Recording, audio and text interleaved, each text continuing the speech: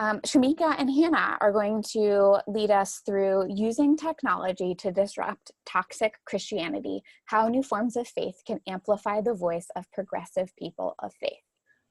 All right, so with that title, if we dive in a little bit more, the description is, in recent times, technology has been adopted early and often by conservatives and alt-right evangelicals, whose message is generally poised against the marginalized whom Jesus would have stood with. However, equipped with instruments such as social media, mobile apps, and live streaming platforms like Twitch, Christianity's left are no longer the laggards. Join us as we discuss how to change the theological tide with technology. Shamika and Hannah, I'm so grateful for you leading this conversation.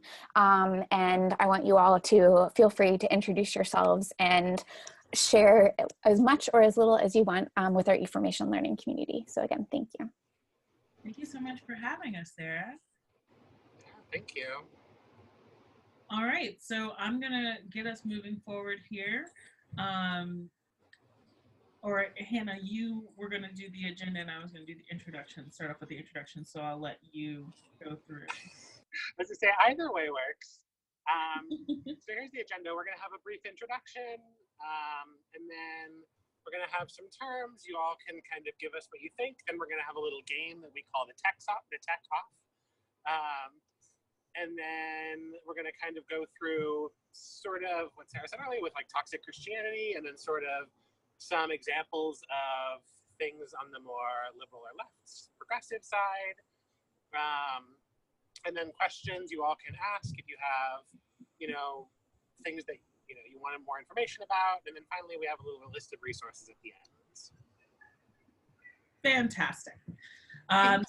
So a little bit about who we are. I'll start with myself. My name is Shamika Goddard.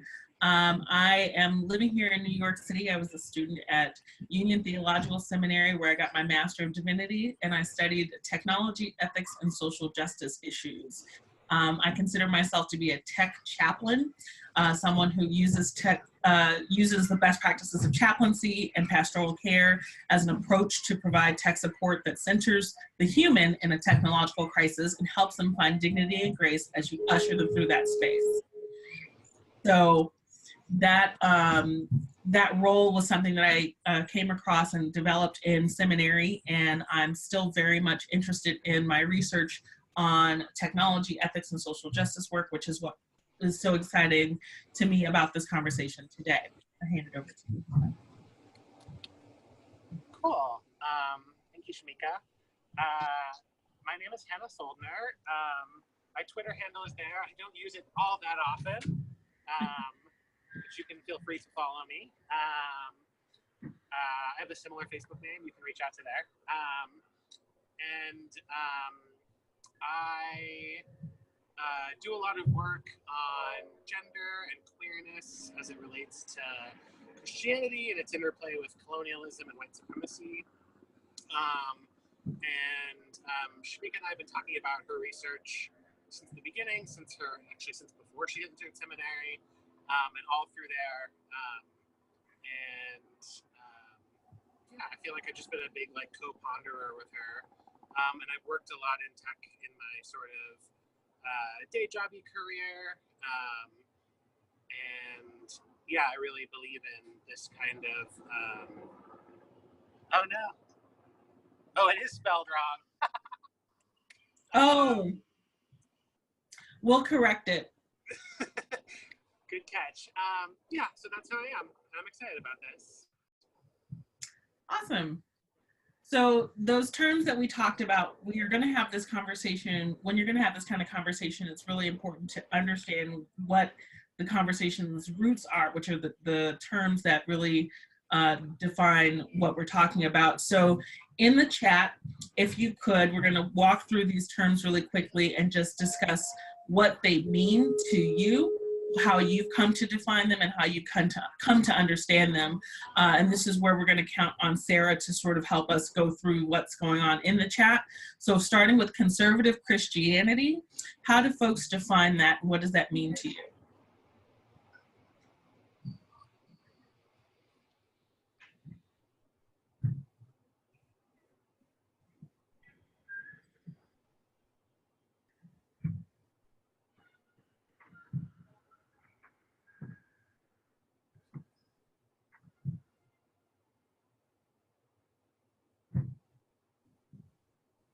We're waiting. Mm-hmm. Tim responded, a resource-limited world. And make sure when you're chatting that you are responding to all panelists and attendees. It's the little blue bar right above the text box. So then that way you can, everyone can see it. Conservative Christianity has a focus on protecting an existing social order, which is seen to be based in literal and binding interpretation of scripture. We have literalism, biblical literalism, Christian spirituality, and practices based in biblical literalism and fundamentalistic theology. Phil says conservative by definition, I believe, means to conserve, thus not to change.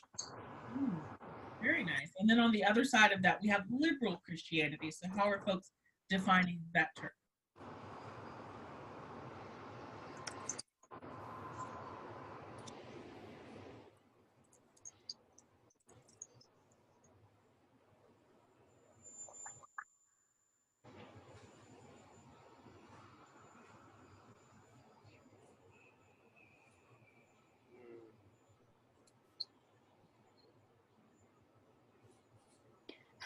And Ryan, while people are thinking about liberal Christianity, Ryan says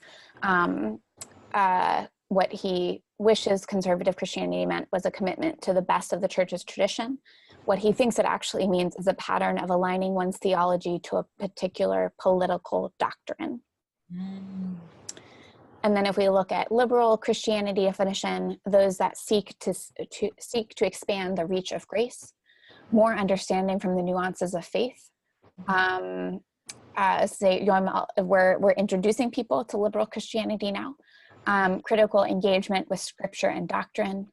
And liberal in this sense is referring to a less literalist understanding of scripture, and a rational exploration of faith. Fantastic. And then as we move through these terms, we want to make sure we give enough time for the rest of the presentation, but I'm going to skip down to how people define technology. So how do people define technology?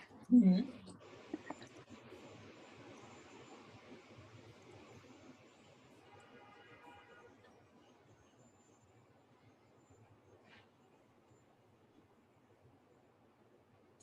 Digital tools that can be used, any digital interface.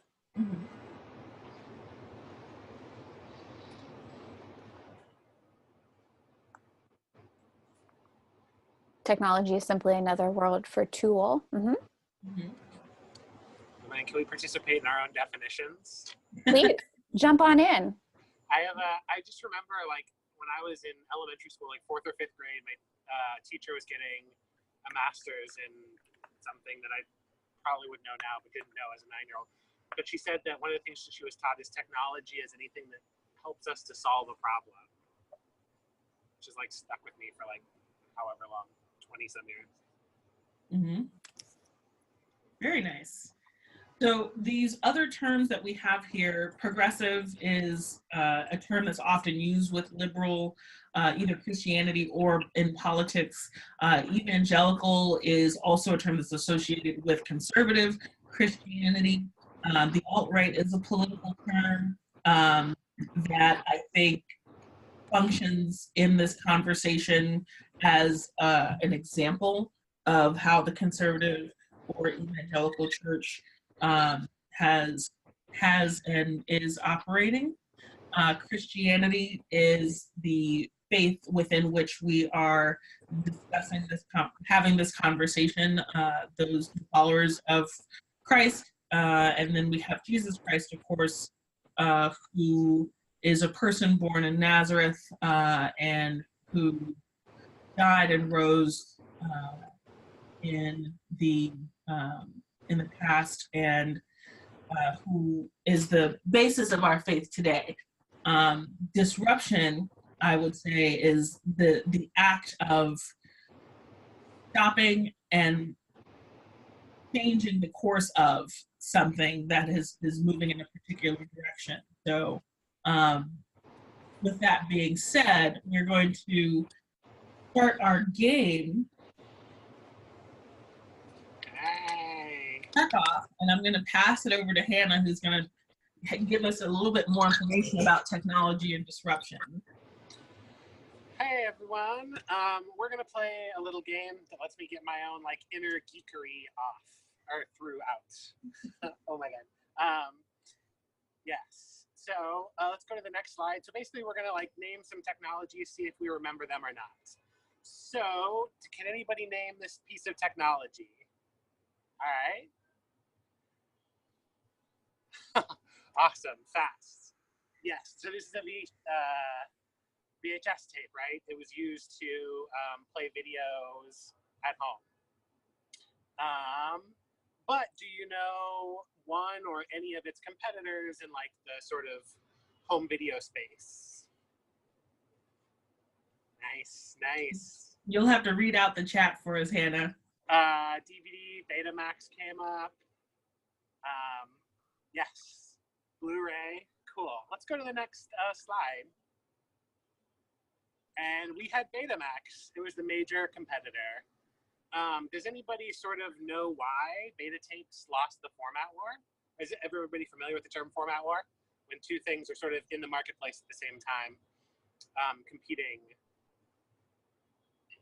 They're expensive to produce.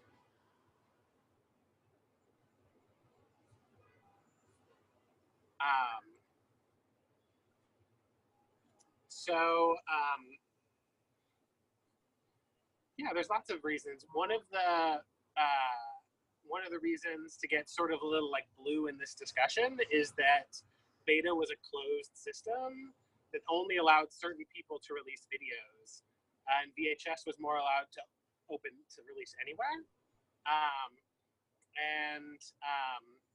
One of the places that they sort of released was adult films on VHSs, which were closed to beta. And so even though beta tapes have like a lot better video quality, they were used in like newscasts up until really recently, even when I was in film school.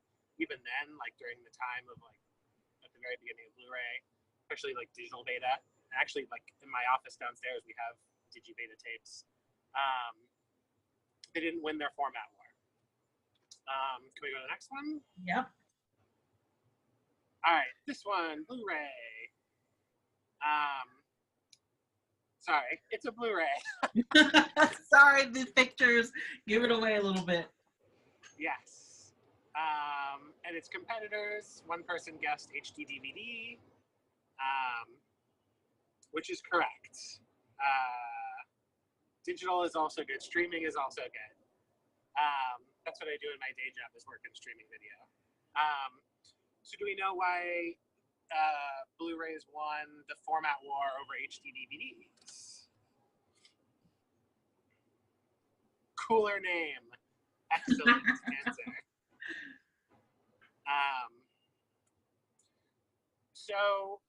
One of the reasons they won, it's actually interesting. So HD DVDs were like an easier technology. It was easier to author them, which means like we would say burning. It was easier to burn them. They could work in like a lot of, like we wouldn't have necessarily had to buy new players for them, new computer drives for them. But Sony, who invented the Blu-ray, had sort of learned their lesson about failing. And so they sort of licensed, they sort of opened things up. There was less, you could watch movies from other countries, which like DVDs were sort of region locked, which was something that appealed to a lot of particularly early adopters of technology. Can we go to the next one? Sure. All right, can we name this piece of technology?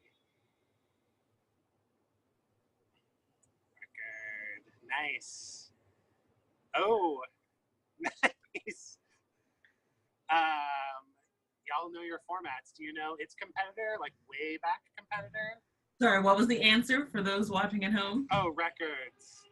Records, LPs, LDPs. Somebody said it was a 33. Okay. Someone guessed 8-track. Do you remember before 8-track, before tape? Way back. Yes, wax cylinders. Ah. The wax cylinder, exactly. You do be knowing. Yes, so does anybody know about this loss of format war, why the wax cylinder didn't win out over the record?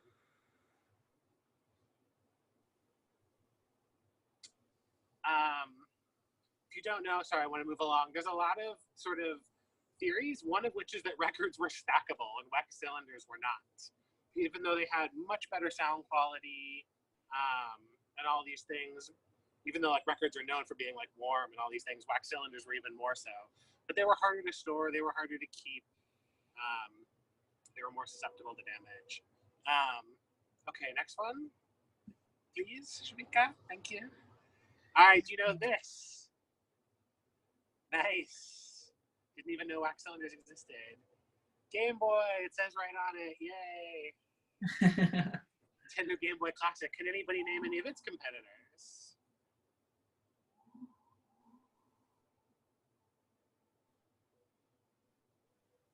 Sega something, awesome. Sega, Genesis.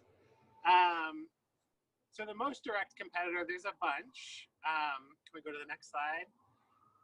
Is the Sega Game Gear. But there was also the Nomad, the Wonder Swan. Actually, Wonder Swan came a little later. TurboGrafx, these kinds of things. Do you know why these tend to lose format wars, even including like the Nintendo DS versus the PSP? Do you know why these have tended to lose the format wars against Nintendo, apart from the fact that Nintendo dominates handheld markets? Game Boy had Pokemon. I just learned that there's a Pokemon like thing to encourage you to sleep, or games where they license content. So there's a lot of reasons that it won the format war, but one of which is that it had, even though the Game Gear had way better graphics, it had color, even like you see like the little color stripes up there advertising like, hey, we have color. The Game Boy lasted a lot longer. The batteries lasted way, way longer. And so you could take it with you on a car ride, on an airplane, you know, and just like keep yourself in, or like at home under the sheets in bed, like whatever. It's just like it offered a lot more hours for the same battery life. Cool. Can we go to the next one?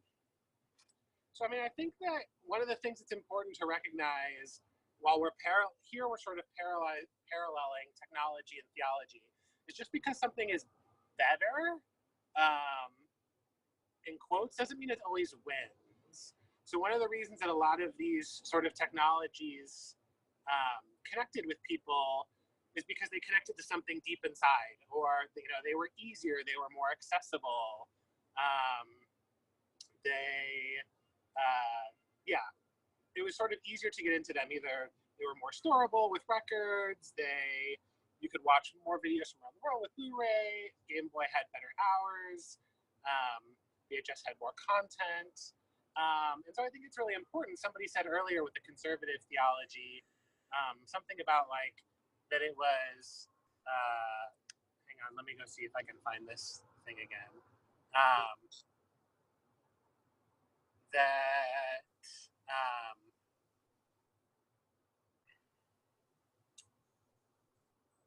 Conservative, somebody said earlier, Lindsay said, it's sometimes genuine, but often harmful. And I think that a lot of the ways that, you know, conservative theology and Christianity, as it expands into these more technological spaces, it really connects with people, like, you know, graphics that are flashier, whereas sometimes other churches don't even have websites or addresses. A lot of the more conservative people have apps, they're flashy, they have their hours up, they have like questions and answers on their website, they'll have their statement of faith right there. You know, Facebook presences, Twitters, Instagrams, all these things that you can connect with really easily. And I think that sometimes on the more progressive faith frames, there's not this like, this reach out to engage. In fact, sometimes there can be this idea of waiting for people to come and engage with us.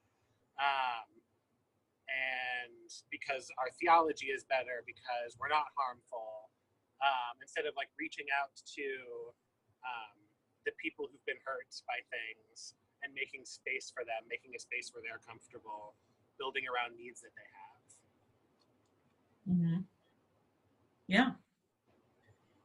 So I want to talk about how these technologies or how these theologies over time have dueled out, right? We have progressive theologies, and we have conservative theologies.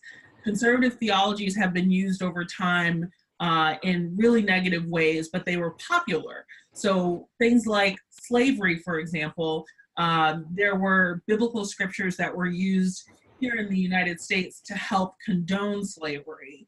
And it's the sort of theology that was so pervasive, and by the time it was overcome, there's still underlying remnants of that exist in terms of the tie-in between morality, the Bible, and what it says about people and how we treat them. Another example is, I don't know if you all are familiar with the Loving family, but this is an interracial couple whose marriage was contested in court and went all the way to the Supreme Court and ultimately overturned the laws that prevented interracial marriage from being legal in the United States. And the arguments against interracial relationships were also tied to bad theologies as well, which were popular at the time. The theme here is there's a bad theology that becomes popular, that becomes systematic and folded into society. And if we fast forward to today, we have places like, if anyone is familiar with Saddleback Church, they have gone out of their way to promote bad theology from their conservative perspective. And when we look at how in the past bad theologies have eventually been overturned, but it takes Herculean efforts to get underneath it and to remove it from hearts and minds, and make the change go from individuals to groups to communities to eventually the entire society. So this is what we're dealing with today. So with toxic Christianity, I define toxic Christianity as a Christianity which does not promote the love of Jesus Christ, but instead promotes hate and judgment, that cherry picks aspects of scripture to berate others and demean others, and a Christianity that makes life worse for people as opposed to life-giving, that people can have access to through Christianity. So when you think about how technology has been incorporated into various kinds of toxic Christianity theologies or communities, there are radio and television preachers who took to those formats very early. Not to say that all of them, of course, are toxic promoters of toxic Christianity, but those early adopters, often the first ones to have their message, the first ones to get their message out there and accrue a lot of followers, those are the ones who get to sort of steer the tide of what does it mean to be Christian in America if you have the eyes and the ears of Americans every Sunday or throughout the week every week. Now, moving from radio and television, we have social media, and the way that platforms are created, with the way that algorithms are written, they're designed to try and keep you on the platform as much as possible, as well as to keep you consuming as much content as possible. So what technology companies are battling with right now is the fact that extremist beliefs and ideologies tend to get the most clicks, the most engagement, and the most eyeballs. So when you have something like toxic Christianity, which does go to the extreme of a particular ideology on name your social justice issue or name your social issue, then those are going to be the conversations that get the most engagement on social media platforms. Sorry, somebody got an emergency going on. So the other space that toxic Christianity tends to is where you have news commentators and talking heads. When you invite someone to come onto your show to do a hot take on an issue, you're going to invite someone who has a lot of pull, a lot of influence, a lot of followers, perhaps. And so the people who have been in the space for a longer amount of time are going to be the people who get to have those conversations. And the number of people who are on the right versus the left on the Christian theological spectrum tend to be the ones that get invited to these conversations more often than not. Web 2.0 is a term that's used to define the World Wide Web in a way that has elevated from just text to having a more social component, a more engaging component. So as Hannah mentioned before, there are communities like Saddleback Church who have an incredible presence on the internet. So there, I believe we have it in our resources list, but there's an article talking about contemporary technology use in the church. And the Saddleback Church was interviewed for that article simply because they have an online presence. They're using the internet, they're using websites and apps and social media to engage with their congregants. And they have the money to do so. And it leads right into the corporate church culture. Places like Hillsong and Saddleback, they are so big, they have the money coming in to where they can invest in the infrastructure and the tools necessary to amplify their messages. And then apps such as FEM is an example of how these groups and spaces invest in technology to promote their particular theology. So FEM is an app that women can use to monitor their ministration, and it is promoted, it is funded by a group of anti-abortion campaigners. And so that colors how the app promotes certain things to the women using it without them even understanding that the app is designed by and funded by a group that is anti-abortion. So that's a small, subtle way that these kinds of ideologies from toxic Christianity are seeping into various aspects of society. On the other side of that, there is hope in the midst of all of this, where we were talking about before, where you had technologies in the format wars winning and losing. For every technology that exists, that has ever existed, it exists still somewhere to this day. People are still using beta tapes, as you heard Hannah say before. So there's a place and a space for the antidote to toxic Christianity, and there's a way for life-giving Christianity to overcome through places like emergent churches, using activism as a spiritual practice, and then having open and affirming faith apps and other technologies.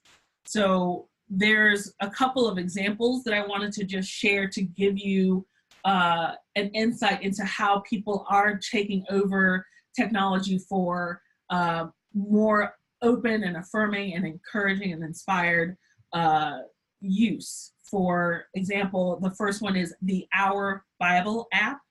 The Our Bible app is very similar to the Our Bible, or excuse me, the YouVersion app, where you have devotionals and commentaries and prayers that you can use for your enrichment, for Bible studies, for small groups.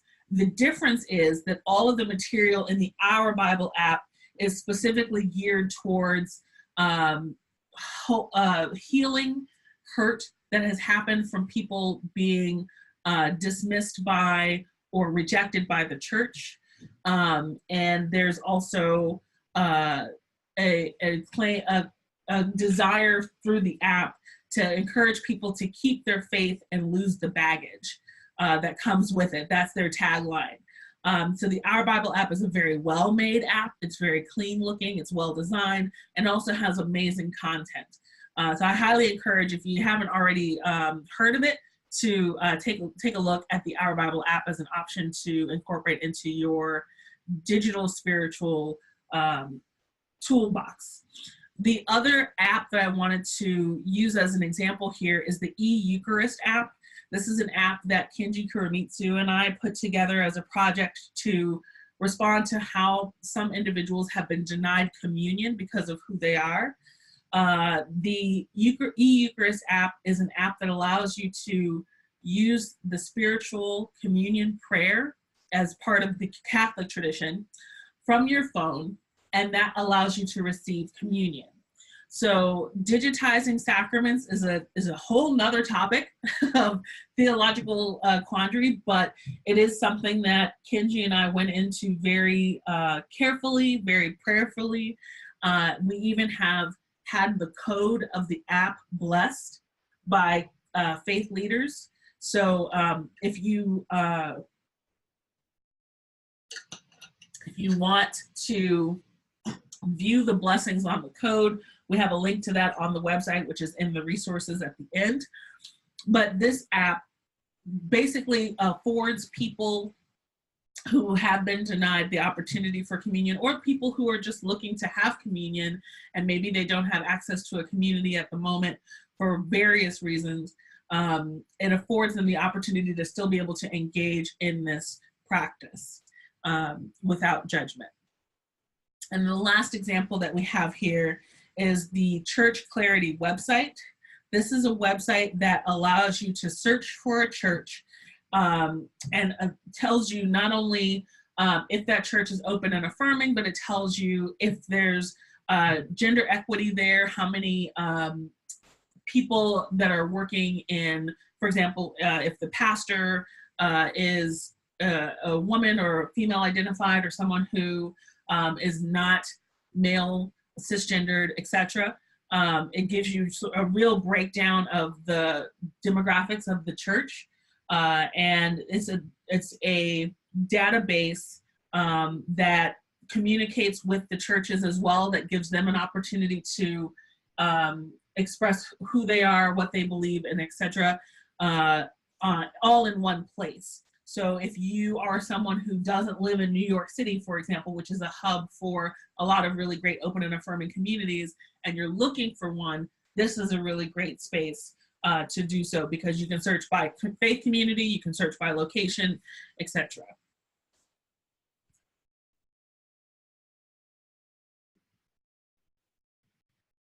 Okay, so we've just gone through a lot of information, and I'm sure that you all have some questions or thoughts. So we wanted to give some space and time to open up the floor to you all.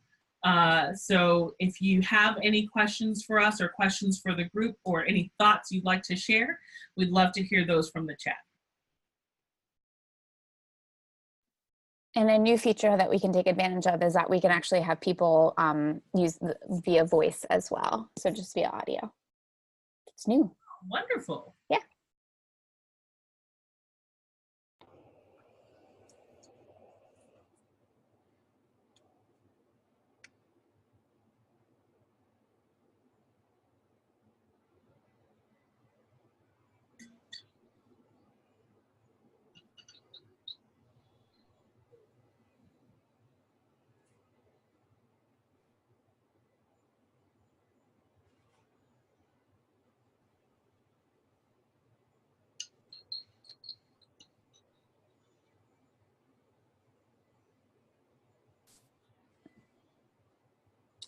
And I think there are more resources coming, Phil.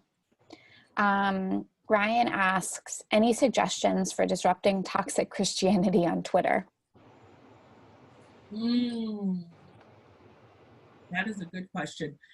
Well, I recently heard the story of a woman who left the Saddleback Church, and she described her experience as starting off in the community, going to the protests, like she literally started a Twitter account just so she could promote their theology. And she got a list of people who had a different theology that she was going to tweet at. And one of those individuals started a conversation with her after she had tweeted something to them. And they went back and forth. They eventually saw each other at different things. She would go to protest at their events, and they would bring each other, like she would bring him a dish of food and he would bring her a dish of food. And they eventually created this relationship because he had taken the time to listen to her, but then also speak from his experience about why he thought differently. And that happened over time to where she was able to question her own position, and she and her sister eventually left the church. So I would say that it's a difficult thing to do, but in the digital space, we are still learning how to be human. In the meat space, we're still learning how to be human. Don't get me wrong. But I think that building relationships with people, having honest conversations, and if possible, taking them offline. I know that's not always possible for every tweet that you see, but when you're engaging with people authentically and in love, that is something that can over time potentially be helpful in changing people's directions and changing even just the tone of the conversation. I've also heard stories where people talk to the trolls who trolled them, or people just talk to trolls who are trolling other people in real life. And oftentimes the troll says something like, "Oh, I didn't think what I said was that damaging," or "I didn't realize that what I said was that hurtful." And so when you have these conversations outside of the main forum of the platform that you initially had them in, then it just gets people in a different headspace, and people act differently. They can sometimes act differently online than they would in offline. So that's one thing I would say, is to have loving, authentic, sincere conversations with people who are speaking sometimes from really damaged and hurt places without realizing it. What would you say, Hannah? Or if you have anything to add, Hannah. Yeah, I mean, I think that engaging, I think that it's always good to kind of know where you're at, like sort of spoons wise with engaging. I know that personally, like sometimes I can get sort of like drugged down into holes, like fighting online through social media. And knowing where to engage. I also know that there's, I don't know if I've seen this as much in religious circles, but it would be very adaptable. But in other social justice circles, sometimes there's like roundups. Like there's like a white nonsense roundup where like if somebody's like saying racist things, like there's a group of people in a Facebook page or whatever, and you can just tag them, and one of them will go and like engage for you if it's like, I don't have the energy to deal with this or whatever, or it's gotten too close, too emotional, that like somebody will go in and engage. And then they also in those groups try and keep kind of like actively getting better at things. And I think there's another question about like you know, words to use and things like that. And I think that if we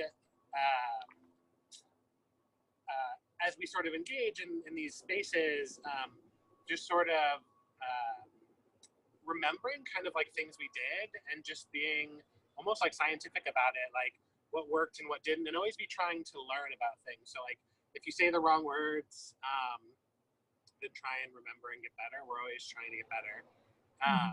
But yeah, I feel like, yeah, so not just like being devastated when, you know, an argument goes not where you didn't intend, try and get better and, you know, sort of engage with grace in that way. But also I think that creating communities where people can engage with you, even small. Like if you're on Facebook and like, one of my friends or family members like says something to me about queer issues or whatever, I have sometimes friends who will message me and be like, do you want me to jump in and like be there? So I think maybe creating communities like that. Mm-hmm. So there are two questions that they sort of stem together. From Jean, I manage social media for our church with the progressive community, of which I'm personally a part of. It's really hard to get the words right. Any advice? And then Juniper asks, what are some good first steps for those of us who manage social media for parishes or other organizations to start advancing a progressive agenda? Mm-hmm. So those are both really great questions. I think one thing I would like to point to is a resource that is on this list here. There's a social media for ministry resource that I've created on Pinterest because I'm a huge Pinterest fan. So that's going to be part of this slide, and it has some general information about how do you use social media for ministry? And there's some tools and resources there about the nuts and bolts of how that works. But in terms of finding the right words and getting drilled down into your voice as a faith community and how to amplify that voice through those platforms, one recommendation is to really know what your message is to begin with. And then also look at and follow people who you admire and look up to and would trade places with if you were in that city or town and would want to go to that faith community and see how they're doing things to give yourself inspiration and ideas. And I think to Hannah's point, as you move through the space and you move through the motion of creating the posts and whatnot, you'll also learn what makes sense and what works and find your voice as you do it. So it's very similar to, as I was saying before, like we're still figuring out how to be human and how to communicate in these digital spaces. So we've only had these platforms for a little over a decade. So it's still, and we've been speaking and writing for a couple centuries. So it's going to take us some time to sort of catch up, if you will. But I think give yourself some grace, understand that you are still learning, still growing, still formulating. So your early efforts are that, but they're also very much still valid and necessary.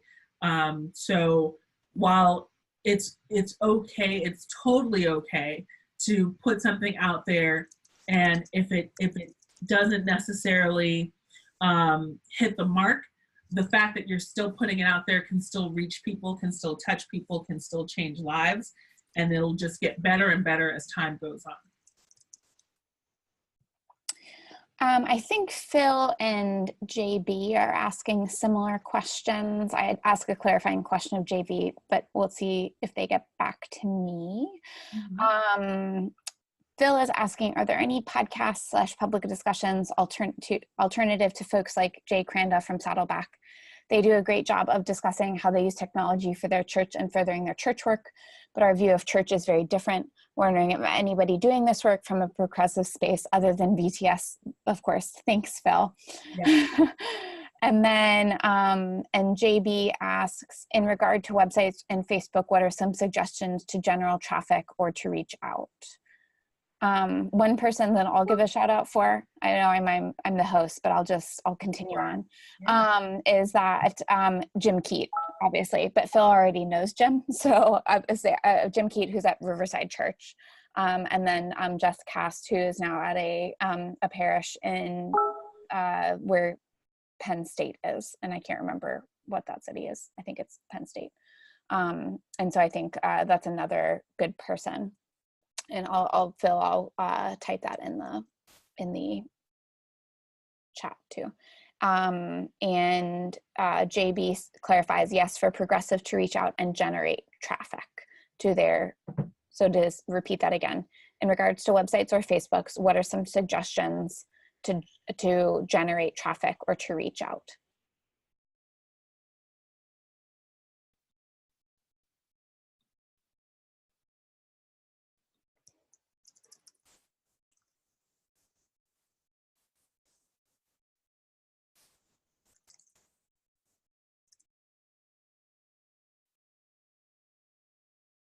Hi.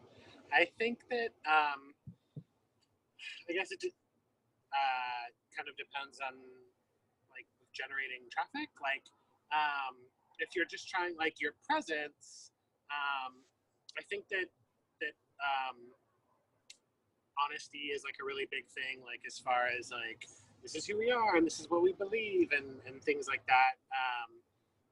I think that oftentimes like when I like learn about a new church, like I will Google them, and like if they don't have, you know, a website or something like that, then it makes it kind of hard to engage with them, know where they're coming from, know what their theology is, know what kinds of things they preach on. So I think sharing a lot of like, you know, this is what we're preaching on right now. This is what, you know, these are the programs we have and things like that.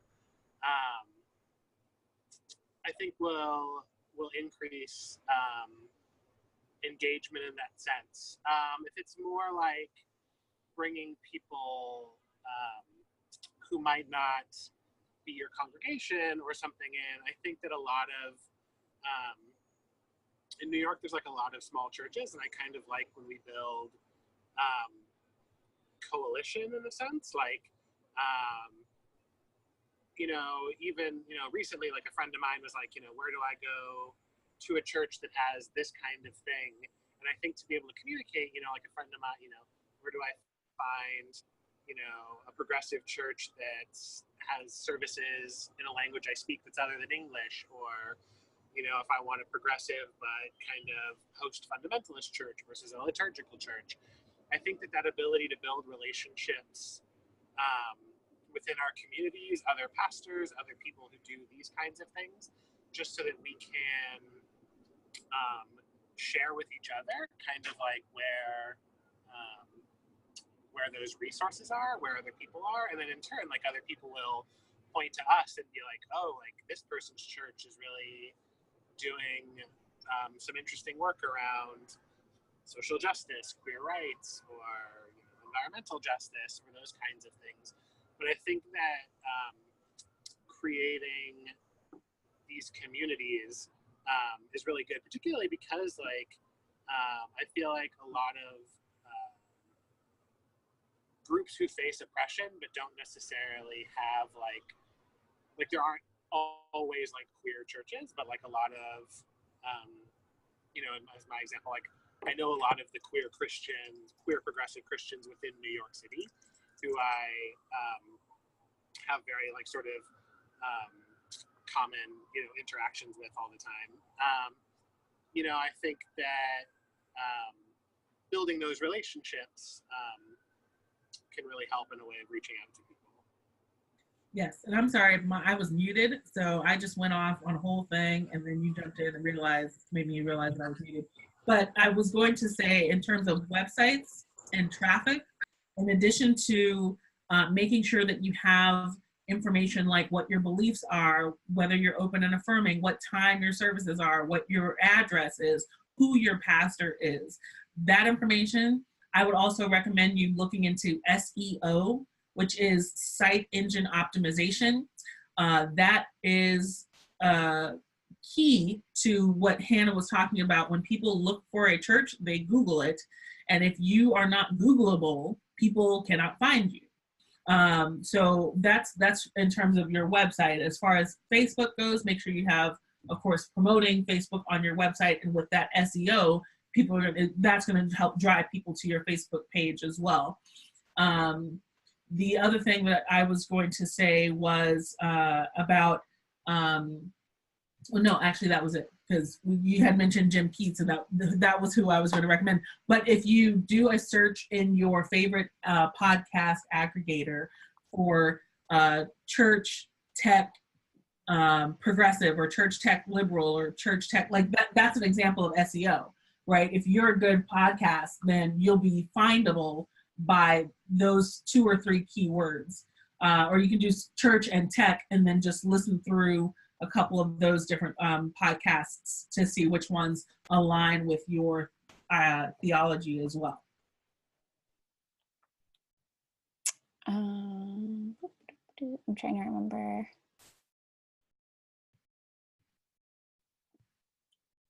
Other questions? Oh, and I recommended Emily Scott as well, who used to be at St. Lydia's, who's now doing Dreams and Visions in Baltimore, who's a Lutheran pastor.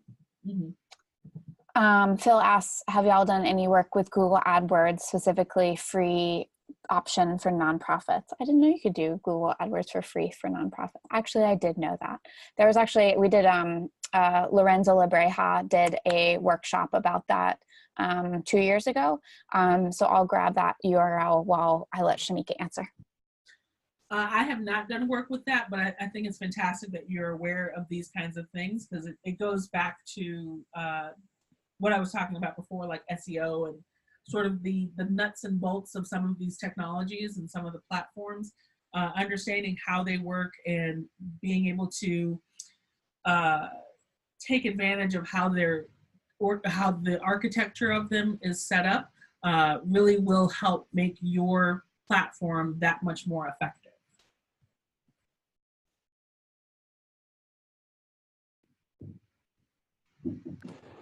Yeah, I also haven't done that much work with, I haven't done any work with the nonprofit side of AdWords. But I do, yeah, I guess kind of to what I was saying earlier, like the ability to share those resources in a space like this is great, or with other people who you know might be interested. And then also sharing sort of like what you've learned. So if you're talking to another church and you're like, hey, Google AdWords for nonprofits, and then like you can share sort of what you learned from that process. I think that, we were doing, like at work, we have a social media presence.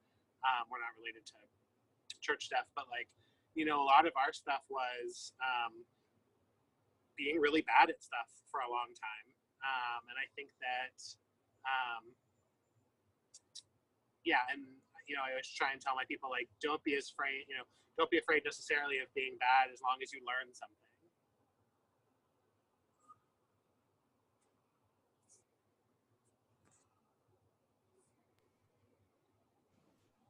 I put it in the chat box about Lorenzo's previous workshop, and also his current email. And Ryan chimes in as saying that you need to be a 501c3 organization and have your tax ID handy when you fill out the application. The approval process can take months.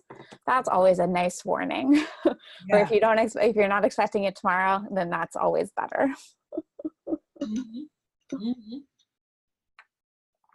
All right, so with that, we'll go ahead and Shamika and Hannah, what are the best ways to get in touch with you? So for me, I would say my email, which is Shamika, my first name, SHAMIKA, @techchaplain.com. And I'm always happy to chat with folks about all things tech and church and Tech Chaplain. All of the above. All of it. Just, yes, reach out. I love it. I can share my personal email. You can also reach out to me on Facebook, and I can chat with you there. My Facebook name is Pocky Chinchilla, POCKY CHINCHILLA.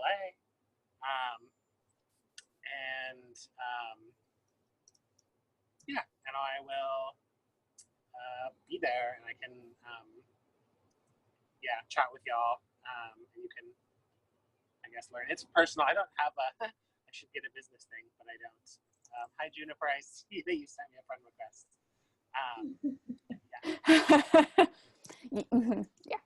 Yeah. Cool. Yeah, that makes sense. And I'm going to put it over here as well. I needed to make sure that I spelled chinchilla correctly. So that was my struggle for today. And I'm going to go ahead and upgrade Samantha. So then that way she can give us a little theological reflection. Wonderful. And I think we can finish up screen sharing too. Yeah, so that way we can see everyone's faces. Wonderful. Hello. So I'm just going to offer a brief reflection on what I heard from your presentation this morning to try and tie it together and move us out back into our worship space after this. So Jesus came to disrupt the dominant and imperial narratives of his time. And Jesus's technology for disruption was interpersonal storytelling. He used parables and teaching as a tool for sharing the good news of God's love for all. We know that Christianity has taken these stories as tools for oppression and also as tools for liberation. Conservative theology is a closed system. Proponents of this posture often hold power and resources because of how toxic Christianity has been systematized and embedded in dominant culture, especially in the United States. But just because something is better doesn't mean that it always wins. Being flashy or having it all doesn't always equal authenticity. Liberal theology can function as an open system where the individual is invited to engage directly with theologizing. And the gospel proclaimed from a liberal perspective continues to disrupt oppressive forces of our time. What I heard in your presentation is a belief that ease, accessibility, longevity, and openness win out. And this is a theological position. God's love for us is easy to access. God's love for us does not end. God's love for us is for all people. This is something for us to keep in mind as we engage with theology through technology. Does the way we engage embody and live out our belief in the abundant and liberating love of God? I believe that technology today can align with this posture or theological position. It is open source, an accessible space where we are able to reclaim the narrative. I want to take us back to the petitions that were offered this morning during worship. One of those petitions was strengthen and encourage all who minister in your name in lonely, dangerous, and unresponsive places. Technology and the digital sphere can certainly be lonely, dangerous, and unresponsive, or sometimes responsive in toxic ways.